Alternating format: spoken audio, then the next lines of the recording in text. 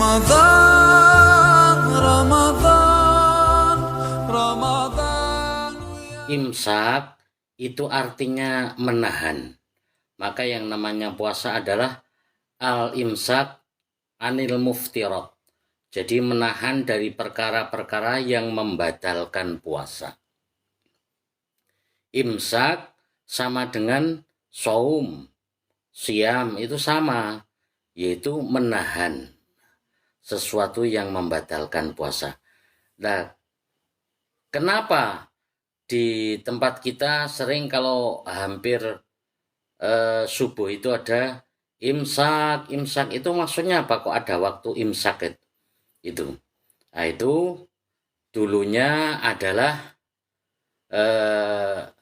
kalau dulu yang menentukan waktu subuh itu sebagaimana sabda baginda Nabi Shallallahu Alaihi Wasallam, kulu washrabu hatta yu'adzina ibnu Ummi Maktum. Makanlah dan minumlah kamu sampai Ibnu Ummi Maktum, sahabat atau muadzin baginda Nabi Shallallahu Alaihi Wasallam, mengumandangkan adzan subuh. Fa innahu la yu'adzinu hatta yatlu'al fajru. Karena sesungguhnya dia itu tidak adzan kecuali setelah terbit fajar. Maka itulah yang digunakan sebagai pedoman bahwa ketika Abdullah bin Ummi Maktum itu adzan, berarti waktu subuh telah tiba. Nah, dulu adzan itu ada dua. Yang pertama adalah adzannya Bilal. Kemudian yang kedua tadi adalah adzannya Sayyidina Abdullah bin Ummi Maktum. Mengenai adzannya Sayyidina Bilal, baginda Nabi Shallallahu Alaihi Wasallam bersabda, la yamna'annakum min sahurikum adzanu Bilal. Jangan menghalangimu dari sahurmu adzannya Bilal. Anna Bilalan kana yu'adzinu bilail. Karena sesungguhnya Bilal itu adzan ketika waktu malam. Jadi belum terbit fajar itu adzannya Sayyidina Bilal radhiyallahu an. Sahabat Zaid bin Thabit radhiyallahu an juga berkata, tasahharna ma'an Nabi sallallahu alaihi wasallam, thumma qama ila shalah. Kami sahur bersama baginda Nabi sallallahu alaihi wasallam, kemudian beliau melakukan sholat. Maka kemudian sahabat Anas radhiyallahu an bertanya, kam kana bainal adzani was sahur? Berapa jarak baginda Nabi antara adzan dengan sahur? Qala qadru khamsina ayah. Kurang lebih atau kira-kira kadar 50 ayat dibaca. 50 ayat dibaca itu kalau bacaannya tartil kurang lebih adalah 10 menit. Nah, itu waktu waktu imsak itu. Nah, kemudian kalau dulu itu, kalau imsak yang dijadikan pedoman adalah puasa atau subuh itu adanya Sayyidina Abdullah bin Ummi Maktum. Nah, kalau sekarang ini enggak lagi. Kita menggunakan jadwal waktu sholat yang ada kan. Kalau kita masih menggunakan bukan jadwal waktu sholat, artinya kalau subuh harus nengok ke langit, sudah fajar apa belum. Nah, sekarang ini kita menggunakan jadwal waktu sholat yang dibuat oleh para alim atau ulama, ahli hisab, ahli falak, ahli astronomi, kan begitu. Mereka menghitung dan juga menetapkan jadwal waktu sholat agar supaya mempermudah menjalankan syariat agama ini. Maka dibuatlah jadwal waktu sholat, subuh jam berapa, zuhur jam berapa, asar dan berapa.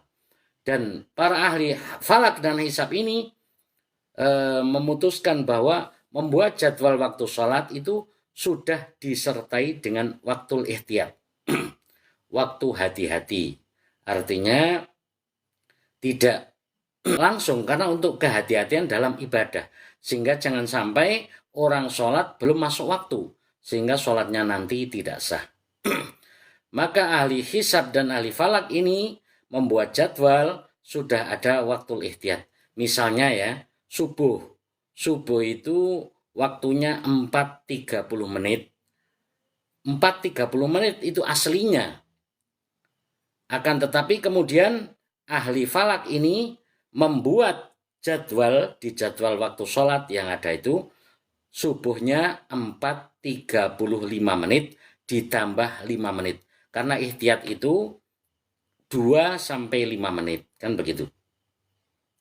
Jadi sesungguhnya 4.30 menit itu sudah subuh. Tapi kemudian ditambah ihtiyat subuhnya menjadi 4.35 menit. Sementara untuk ihtiyat puasanya itu jangan sampai nanti masuk waktu ada yang masih makan, minum, kemudian akhirnya batal puasanya. Maka ahli falak membuat jadwal di ihtiyat di waktu subuh itu dikurangi 5 menit. Karena supaya hati-hati jangan sampai nanti puasanya batal karena gara-gara kita masih makan atau minum. Maka menjadi 4.25 menit itu waktu imsak. Sehingga jarak imsak sampai subuh itu ada 10 menit itu apa ambilannya? Yaitu tadi 4.30 ihtiyat subuhnya 5 menit jadi 4.35, kemudian ihtiyat sahurnya atau puasanya itu 5 menit menjadi 4.25 menit. Semua waktu juga ada ihtiyatnya, termasuk zuhur, maghrib, dan sebagainya. Nah itu ya Bu ya. Jadi kalau ada yang mengatakan bahwa nggak perlu imsak-imsakan, karena di zaman Rasulullah tidak ada. Oh ya silahkan. Tapi kalau tidak pakai imsak, itu tadi, jangan juga sampai azan. Kan anak ada berpedoman, yang penting azan subuh. Nah sekarang azan subuhnya itu berpedoman kepada jadwal waktu sholat yang azan itu. Kan begitu. Kalau sampai azan subuh, ini berarti sudah melewati 5 menit. Kalau 4:35 itu kita masih makan, masih minum, otomatis sudah batal itu puasa. Kenapa? Karena adanya waktunya sebenarnya 4:30 menit. Ditambah ihtiyat 5 menit menjadi 4:35 menit. Akhirnya bisa membatalkan daripada puasa.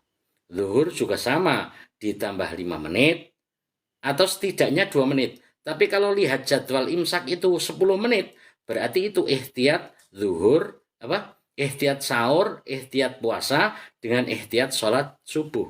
Itu yang mendasari daripada adanya imsak itu.